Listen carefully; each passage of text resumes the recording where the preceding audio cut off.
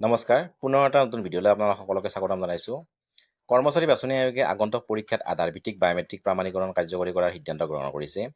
দেওবাৰে এই তথ্য দি বিষয়াসকলে কয় যে অহা মাহৰ পৰা অনুষ্ঠিত হ'বলগীয়া নিযুক্তি পৰীক্ষাৰ ক্ষেত্ৰত এই নতুন ব্যৱস্থা প্ৰযোজ্য হ'ব।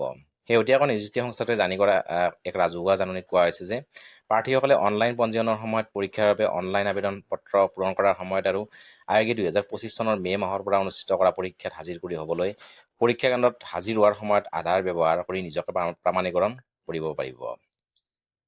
এতিয়া জানো হওক আধাৰৰ জৰিয়তে কেনেকৈ চিনাক্তকৰণ কৰা হ'ব। SSCয়ে কয় যে এনে আধাৰ প্ৰমাণীকৰণ স্বেচ্ছামূলক আৰু ইয়াৰ লক্ষ্য হৈছে পৰীক্ষা প্ৰক্ৰিয়া আৰু অধিক সহজ কৰি তোলা।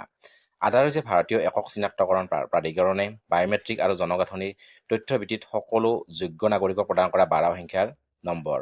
বিষয়াসকলে কয় যে আধাৰ ভিত্তিক প্ৰমাণীকৰণে চৰকাৰী চাকৰিৰ আকাংক্ষীসকলৰ যাতে তেওঁলোকৰ পৰিচয় ভুলকৈ উপস্থাপন নকৰে বা আন প্ৰবঞ্চনামূলক উপায় ব্যৱহাৰ কৰি আয়োগে অনুষ্ঠিত কৰা নিযুক্তি পৰীক্ষাত উপস্থিত নহয় তাৰ বাবেও সহায় কৰিব।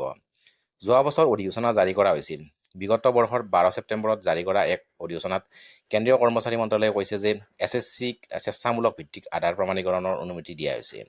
আপোনালোকক কওঁ যে যোৱা বছৰৰ 28 আগষ্টত কৰ্মচাৰী মন্ত্ৰালয়ে এনেধৰণৰ অধিসূচনা জাৰি কৰি কেন্দ্ৰীয় লোকসেৱা আয়োগে UPSCৰ আধাৰৰ ভিত্তিক প্ৰমাণীকৰণ অনুমোদন জনাইছিল, যিটো যিকোনো নিযুক্তি সংস্থাৰ বাবে প্ৰথম আছিল। সমগ্ৰ দেশতে SSC আৰু UPSC অনুষ্ঠিত কৰা চৰকাৰী চাকৰি নিযুক্তি পৰীক্ষাত লাখ লাখ পৰীক্ষাৰ্থী অৱতীৰ্ণ হয়।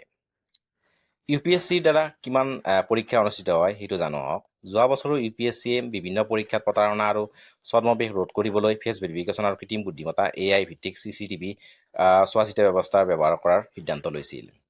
ভাৰতীয় প্ৰশাসনিক সেৱা IAS, ভাৰতীয় বিদেশ সেৱা IFS আৰু ভাৰতীয় আৰক্ষী সেৱা IPSৰ বিষয়াৰ নিৰ্বাচনৰ বাবে প্ৰতিষ্ঠিত অসামৰিক সেৱা পৰীক্ষাকে ধৰি UPSCয়ে বছৰি 14টা ডাঙৰ পৰীক্ষা অনুষ্ঠিত কৰে।